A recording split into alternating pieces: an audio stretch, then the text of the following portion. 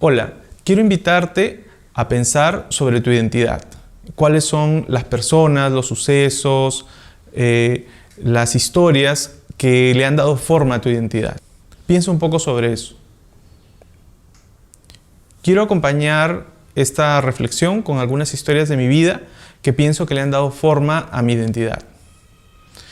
Tal vez el recuerdo más antiguo que tengo es de estar en el colegio y que un profesor nos pidiera que dibujáramos a los incas. Recuerdo haber puesto todo mi esfuerzo en dibujarlos cazando, pescando y recolectando. Y el resultado me sorprendió porque eran personajes que estaban vivos, que se movían a colores. Entonces en ese momento creo que fue el momento en el cual tuve mi primer concepto de identidad. Quería a partir de ese momento ser alguien que dibujara. Iba a ser un apasionado del dibujo.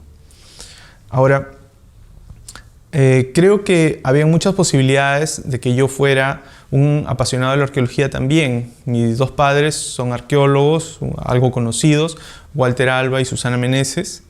Y desde muy niño me llevaron al campo, a las excavaciones arqueológicas, pero realmente yo no entendía mucho de lo que pasaba a mi alrededor. Yo veía mucha tierra, veía objetos que no entendía y realmente, si bien todas las condiciones estaban dadas, yo no fui un apasionado del antiguo Perú.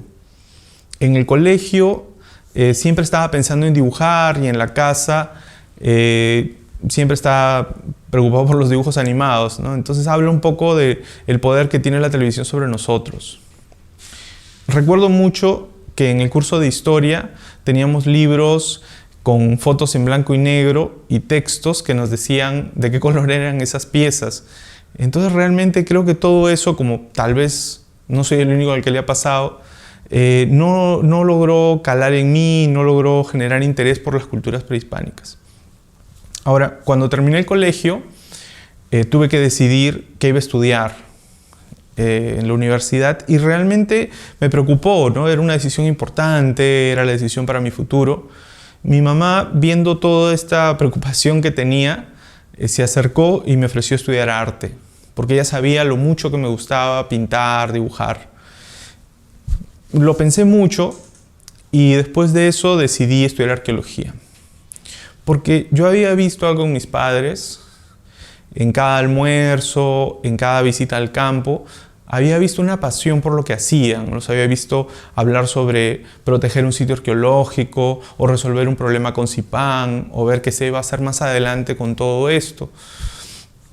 Y yo quería eso, yo quería ese sentido de propósito que ellos tenían. Entonces, en ese momento, yo era un apasionado del dibujo, pero que quería estudiar arqueología. Cuando ingresé a la universidad, comencé a entender mejor cómo eran las culturas prehispánicas junto a mi hermano y tuve la suerte de en estos primeros años de estudio conocer a Hendrik Espinosa. Él era un artista increíble, una gran persona y era un apasionado por las culturas prehispánicas. Él comenzó a tratar de entender qué era lo que había en los textiles, la cerámica, la piedra y a interpretar estos mensajes. De él aprendí a ver las culturas prehispánicas y los objetos como cosas vivas. A partir de ahí yo quise hacer dibujos del antiguo Perú. Ahora, casi al final de la universidad me tocó vivir algo muy duro. Mi madre falleció y eso cambió muchas cosas en mi vida. Realmente no sabía qué hacer, regresé a mi casa. Mi madre falleció poco antes de que se inaugurara el proyecto al que ella le dedicó los últimos 2 años de su vida. El Museo Tumbas Reales de Zipán y la Casa Real. Yo, sin saber mucho qué hacer, visité el museo cuando ya estaba inaugurado y traté de verlo con otros ojos. Lo había visitado antes con mi madre, cuando estaba en producción, pero esta vez trataba de visitarlo para entender qué era lo que mis padres trataron de plasmar en ese museo, lo que querían transmitir y lo que mi madre quiso transmitirme en estas visitas, tratando de explicarme cuál era el proceso de este museo.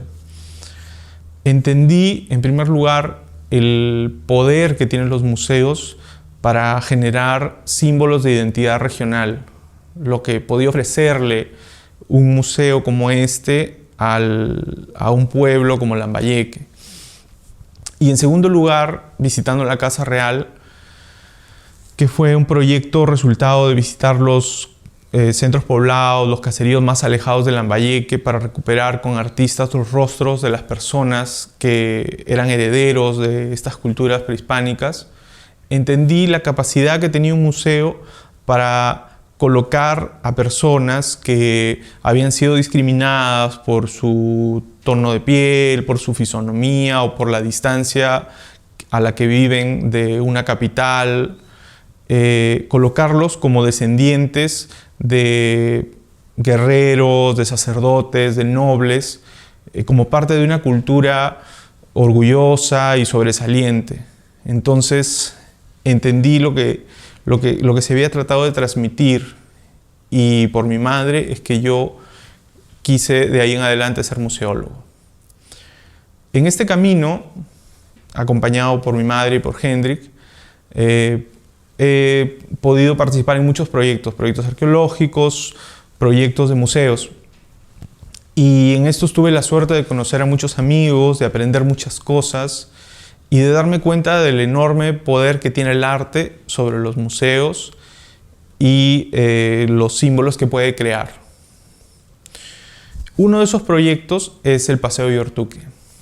El Paseo Iortuque nace en la mente del señor Juan Manuel Gamarra.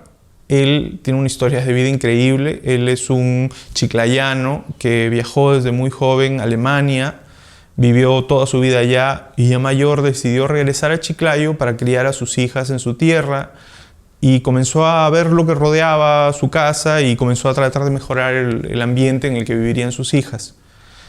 Dentro de esto él encuentra el Paseo Iortuque bastante descuidado e inicia gestiones como una persona natural con el gobierno regional y la municipalidad para crear un proyecto como el Paseo Iortuque, que en su mente era un museo al aire libre, era la historia de la región con esculturas. Entonces comenzó a buscar asesores y tuve la suerte y el privilegio de ser considerado como uno. Al principio del proyecto realmente me sentí inseguro y preocupado porque era un proyecto importantísimo para la región, lo que podía generar. Pero me di cuenta que no estaba solo, estaba acompañado de mi madre, de Hendrik otra vez, y también de todas estas personas que he ido conociendo en mi camino por los museos. Entonces se diseñó el Paseo Iortuque como un espacio donde pudiéramos contar la historia de la región a través de varios niveles de lectura y un espacio lleno de símbolos y de simbología.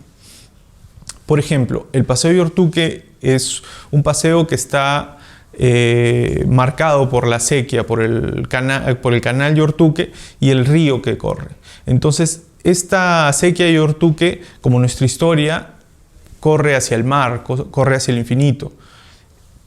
Cada uno de estos tramos o veredas están formados por una imagen que es un life, que es un pez moche, que simbolizaba esta ciclicidad, este retorno permanente de la historia.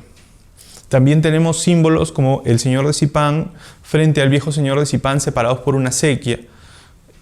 Esto simboliza un poco la idea de que nuestros ancestros influencian nuestras decisiones, nuestras acciones, nos miran desde el otro mundo, y también cómo nuestros ancestros marcan nuestra identidad en el presente.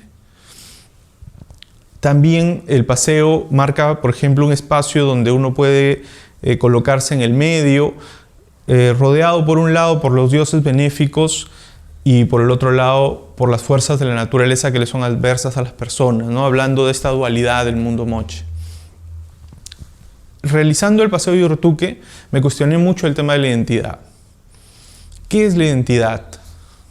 La identidad no es algo que se pueda decir concretamente. Yo no puedo decirle tu identidad es esto, tu identidad es aquello. Realmente la identidad es algo que elegimos cada día. Y el Paseo Iortuque es eso, no busca imponer una identidad, sino busca ofrecer una posibilidad más que puede sumar a tu identidad. La identidad es algo que elegimos para que sea parte de nosotros todos los días. Por eso, hoy puedo decir que yo soy Bruno Alba y por mi recorrido, mi historia, las personas que he conocido, soy alguien que se dedica a crear imágenes de identidad regional y nacional.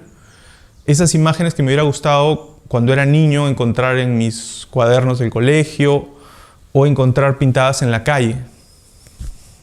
Hoy día soy esa persona que hace las imágenes que necesitaba cuando era niño. ¿Qué identidad estás eligiendo tú?